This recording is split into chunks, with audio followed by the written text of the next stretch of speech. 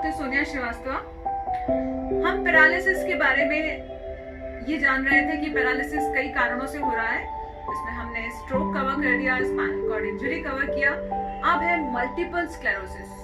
जी हाँ, शायद आप इसे कहीं ना कहीं आपने इसका नाम जरूर सुना होगा, मल्टीपल स्क्लेरोसिस, MS जिसे भी शॉर्ट फॉर्म में कहते हैं। ये एक ऑटो इम्यून डिसऑर्डर है। आपको ये जानना इतना जरूरी है कि ये मल्टीपल स्क्लेरोसिस में सिर्फ ब्रेन ही नहीं, जैसा कि हमने पुरानी वीडियोस में आप जाके देखेंगे कि अगर हमारा ब्रेन और स्पाइनल कॉर्ड दोनों इन्वॉल्व होते हैं, then chances of multiple sclerosis is there. आप चाहें तो हमारी पुरानी वीडियो को जरूर देख सकते हैं, जिसमें हमने लकवा कैसे होता है और किन कारणों से होता है और सेंसरी मोटर पाथवे में वह कहां पर है, उससे कौन से प्रकार की बीमारी हमें हो सकती है, जिसके बारे में बताया गया था। मल्टीपल स्क्लेरोसिस एक ऑटो इम्यून डिसऑर्डर है जिसमें हमारे नर्व के ऊपर की, अगर आप नर्व को हम ऐसे समझेंगे कि जैसे कि हमारे घर में बिजली का तार होता है, बिजली के तार के ऊपर एक कवरिंग होती है। ये समझ लीजिए जब कवरिंग शॉर्ट हो जाती है तो सिर्फ हमें अंदर की कॉपर वायर दिखाई देती है, ऊपर की लेयर हटती चली जाती है। उसे बोलते हैं मल्टीपल स्क्लेरोसिस।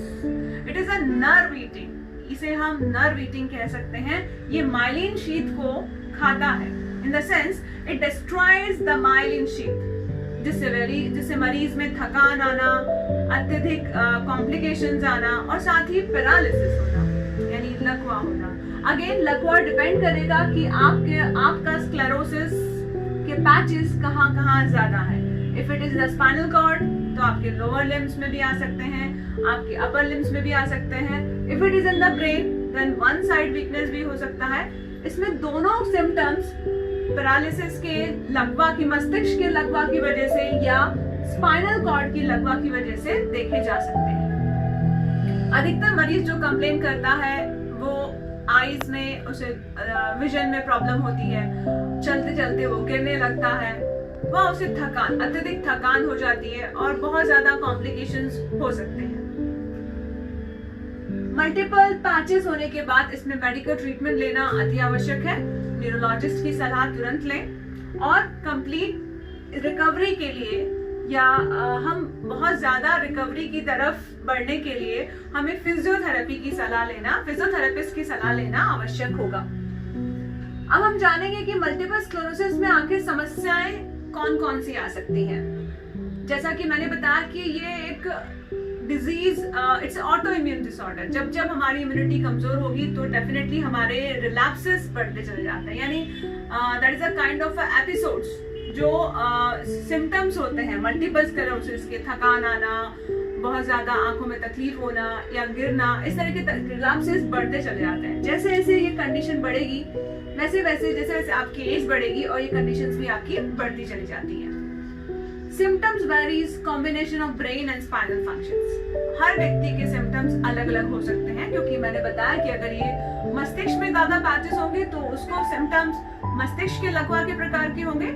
यदि पैचेस हमारे स्पाइनल कॉर्ड में होंगे तो उसे जो सिम्टम्स आएंगे वो स्पाइनल कॉर्ड इंजरी के हिसाब से होंगे। But it may be a combination of brain and spinal, यानी उसे कंप्लीट पैरालिसिस भी हो सकता है, पार्शियल पैरालिसिस भी हो सकता है और वन साइडेड पैरालिसिस भी हो सकता है। It's better to maintain symptomatically. इस समय हमारा मेन कार्य होता है कि व्यक्ति को सिम्टम्स के अकॉर्डिंग ट्रीटमेंट देना। यदि उसकी आईज प्रॉब्लम है, you must consult an ophthalmologist. If there is a chances of any mouth related disorder, then you must go for ENT to dentist. If there is a throat, the chances of thyroid complications are also there. In thyroid complications, then we must consult our physician. If there is a symptoms of urinary tract and digestive system, then we must consult our gastroenterologist. But इन सारी conditions में team work अति आवश्यक है, क्योंकि multiple sclerosis में again आपको physiotherapist, occupational therapist, counsellor, social servant, इन सब की आवश्यकता होने वाली है। तो team work is very necessary in case of multiple sclerosis. मरीज को अपने मैक्सिमम पोटेंशियल तक लाने के लिए फिजियोथेरेपिस्ट मदद करेगा। साथ ही उन्हें आने वाले कॉम्प्लिकेशंस और रिलैप्सेस से बचाने के लिए आपको फिजिशियंस की सलाह लेनी पड़ेगी, और अपने कार्य को शुरुआत करने के लिए, फाइन मोटर को कार्य करने के लिए आपको ऑक्यूपेशनल थेरेपिस्ट की सलाह लेनी पड़ेगी। इस तरीके से एक सुदृढ़ टीम के द्वारा ही हम मल्टीपल स्क्लेरोसिस व्यक्ति को रिकवरी की तरफ ले जा सकते हैं। कुछ छुपे हुए फैक्ट्स हैं, यानी अक्सर मल्टीपल स्क्लेरोसिस व्यक्ति एक परेशान हालत में होता है क्योंकि रिलैप्सेस बार बार आते हैं। तो उस केस में हमें उसके फैक्ट्स को जानना जरूरी है कि आखिर रिलैप्सेस के ट्रिगर क्या है। कई बार ट्रिगर होता है कि हम एक्सरसाइज, कंटिन्यूअस एक्सरसाइज कर रहे हैं और हम ये सोचकर कि एक्सरसाइज से हम जल्दी ठीक हो जाएंगे, तो व्यक्ति बिना रुके एक्सरसाइज करते हैं जिससे कि वो एग्जॉस्ट हो जाते हैं। When he is exhausted, then chances of relapse. Relapse का मतलब है व्यक्ति में सिम्टम्स का फिर से रिपीट होना।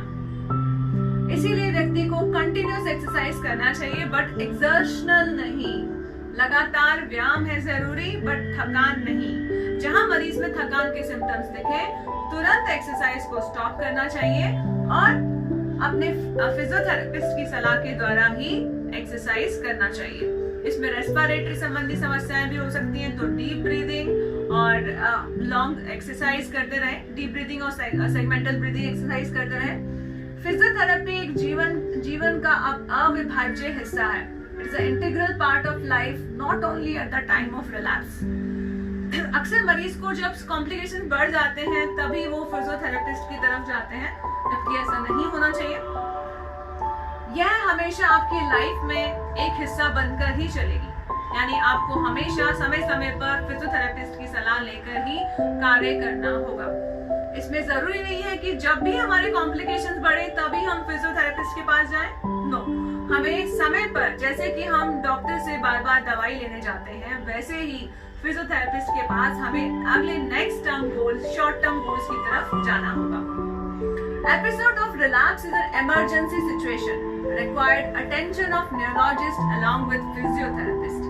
जब भी रिलैप्स आते हैं, जिसकी चर्चा मैंने की, मल्टीपल स्क्लेरोसिस में सिम्टम्स का लगातार कुछ दिनों तक बने रहना रिलैप्स कहलाता है। जब भी ऐसे रिलैप्सेस आए, ये एक मेडिकल इमरजेंसी हो सकती है, इसे बिल्कुल भी नजरअंदाज ना करें और तुरंत अपने न्यूरोलॉजिस्ट की सलाह लें और फिजियोथेरेपिस्ट को जरूर बताएं। शायद आपका ट्रिगर एक्सरसाइज हो सकती है, तो एक्सरसाइज को मॉनिटर करना आवश्यक हो जाएगा। Should not stop living. जिंदगी में कितनी भी परेशानी हो, आप अगर पूर्ण रूप से स्वस्थ नहीं भी हो पा रहे हैं तो भी जिंदगी रुकती नहीं है। Should not stop living. हमें जीना नहीं छोड़ना होगा, because condition is highly unpredictable. क्योंकि मल्टीपल स्क्लेरोसिस में आपके प्रोग्नोसिस के चांसेस हाईली अनप्रेडिक्टेबल होते हैं, जिसे अप्रत्याशी है, जिसे बताना संभव नहीं होता कि मैं कितना ठीक हो पाऊंगा और कितना समय और लगेगा। इसीलिए हमेशा अपने लाइफ के सारे कार्य करते रहें। आप अपनी फैमिली के साथ टाइम बिताएं, जहां तक हो सके अपने सारे कार्य जितना आप सुरुचिपूर्ण तरीके से कर सकते हैं, जितना आप आसानी से कर सकते हैं, उसे हमेशा करते रहें। You may not have any further relapse. हो सकता है कि आपको कभी दोबारा रिलैप्स ही नहीं हो। That is a win-win situation. इस सिचुएशन में अगर आपको रिलैप्सेस के चांसेस नहीं हैं, then definitely आप अपनी लाइफ को बहुत स्टेबल कर पाएंगे और अपने मैक्सिमम पोटेंशियल तक पहुंच पाएंगे। तो in short, multiple sclerosis brain और स्पाइन में होने वाले मल्टीपल पैचेस हैं, जिनकी वजह ऑटोइम्यून डिसऑर्डर हो सकता है। ये एक प्रोग्रेसिव है जो कि समय के साथ साथ बढ़ सकता है। इसीलिए हमेशा इसको सिम्टम्स के अकॉर्डिंग ही, जो लक्षण है उसके अकॉर्डिंग ही ट्रीट करना चाहिए। इसमें एक व्यक्ति नहीं, we need a team work. Family member से लेकर न्यूरोलॉजिस्ट से लेकर फिजियोथेरेपिस्ट से लेकर ऑक्यूपेशनल थेरेपिस्ट।